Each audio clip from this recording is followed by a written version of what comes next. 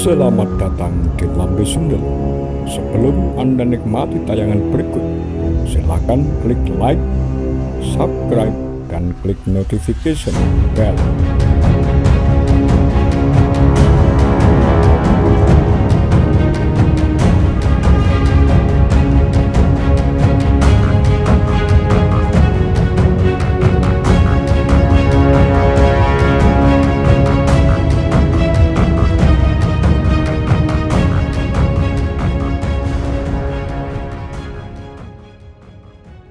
Bung Karno ungkap penyelundupan besar-besaran agar pemerintah Republik Indonesia tetap survive.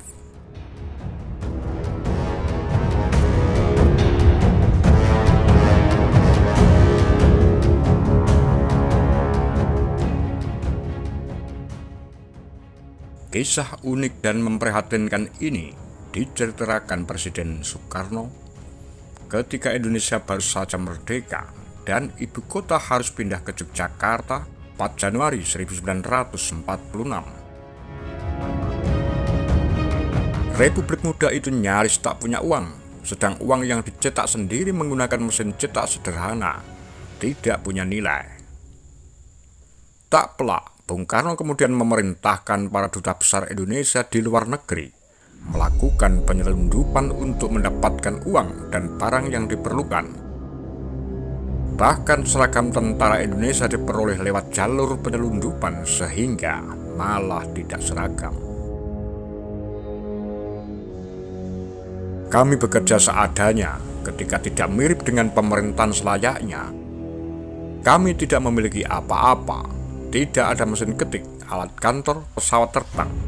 Satu-satunya peralatan radio yang dapat diselamatkan yaitu buatan 1935. Ujar Bung Karno dalam buku Bung Karno Penyambung Lidah Rakyat Indonesia karya Cindy Adam, penerbit Yayasan Bung Karno Jakarta, cetakan keempat 2014. Bung Karno menyebut uang dari zaman Jepang nilainya sudah merosot pada hari-hari pertama setelah kemerdekaan. Dr. Soeharto bertindak sebagai bendahara pemerintah. Dia bekerja seorang diri tanpa punya staf.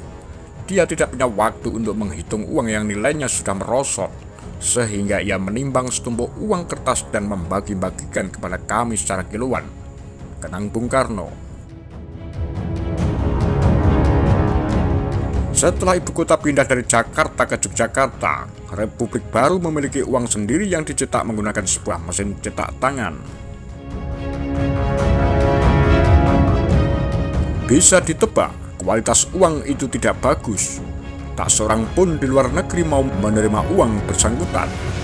Satu-satunya cara untuk memperoleh sesuatu yang diperlukan adalah lewat penyelundupan. Duta besar Indonesia di Jepang menyelundupkan gula.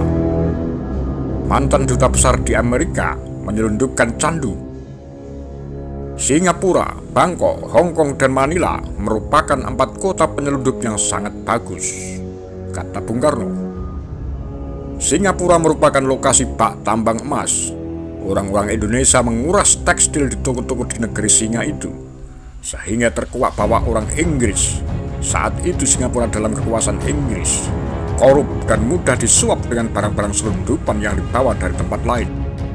Tekstil yang dibawa dari Singapura diantaranya pakaian seragam militer. Untuk menghindari kecurigaan terhadap praktik penyelundupan dan kecurangan, sejumlah gudang penyimpanan perlengkapan militer di Singapura sengaja dibakar oleh oknum. Pada satu minggu, satu kesatuan tentara Indonesia kelihatan mengenakan topi Kanada. Di bulan berikutnya, kesatuan lain memakai baju seragam Inggris. Menyusul sukses kegiatan mereka, penyelundup besar kami beri bingkisan sebagai hadiah, tambah Bung Karno. Dibantu orang India, seorang pembesar di kabinet Bung Karno ada yang menyelundupkan 9 kg emas dan 300 kg perak dari Sumatera untuk pembayaran 20.000 pakaian seragam. Orang yang melakukan perdagangan emas dan perak itu juga menyelundupkan 8.000 ton karet dari Dr. Aga Ghani. Belanda memberinya julukan sebagai Raja Penyelundup. tapi rakyat Indonesia mengenalnya sebagai Menteri Perekonomian. Sehabis Perang Dunia Kedua, Hong Kong menjadi tempat penjualan pesawat terbang bekas. Apa saja dapat dibeli di sana asal harganya cocok. Bisa dibayar menggunakan apa saja, emas atau candu.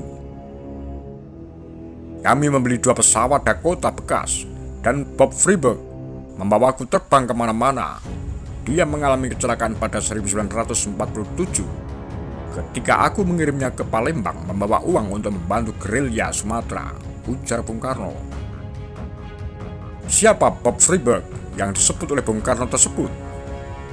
Seorang pemuda pada suatu hari muncul entah dari mana dan memperkenalkan diri kepada Bung Karno. Namaku Bob Freiberg, aku orang Amerika. Aku seorang pilot dan menaruh simpati kepada perjuangan Anda. Bantuan apa yang dapat aku berikan? Kata Bung Karno menirukan perkenalan Bob Freiberg. Bung Karno yang juga menyebut bantuan dari orang-orang India. Selama pertempuran Surabaya, November 1945, tak kurang 600 orang tentara India melakukan desersi membantu Republik Indonesia. Mereka adalah penyelundup-penyelundup ulung. India menderita kelaparan. Sebagai balasan dari bertonton beras yang kami kirimkan, kawan-kawan di sana menyelundupkan sebuah pesawat terbang untuk kami. Pesawat itu kemudian dipakai untuk menyelundupkan barang dari dan ke Manila, Filipina. Pada pukul 2 dini hari pesawat terbang membawa kopi atau kina ke Manila. Pulangnya membawa spare part obat-obatan, perbekalan, dan amunisi. Namun Belanda kemudian menembak jatuh pesawat itu di Jogja. Satu-satunya komoditas yang dipunyai Republik Indonesia adalah bahan mentah. Menteri Perekonomian melaksanakan ekspor barang-barang ke Inggris dan negara tersebut menjamin pengapalannya berlangsung aman dari perompak Belanda di Lautan Bebas. Praktik penyelundupan juga terjadi di wilayah dalam negeri.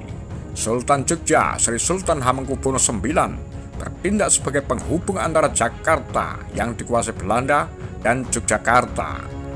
Setiap kali Sri Sultan melakukan perjalanan 12 jam menggunakan kereta api ke Jakarta, ia menukarkan berpeti-peti cerutu buatan Jogja dengan ban mobil.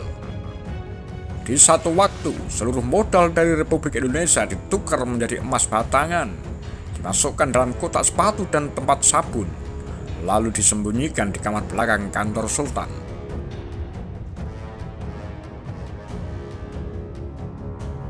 Dikutip dari buku Bung Karno, Penyambung Lidah Rakyat Indonesia, karya Cindy Adam, penerbit Yayasan Bung Karno dan penerbit Media Pressindo. Apa pendapat Anda? Demikian Kura-Kura, Takar Lambe Sundel.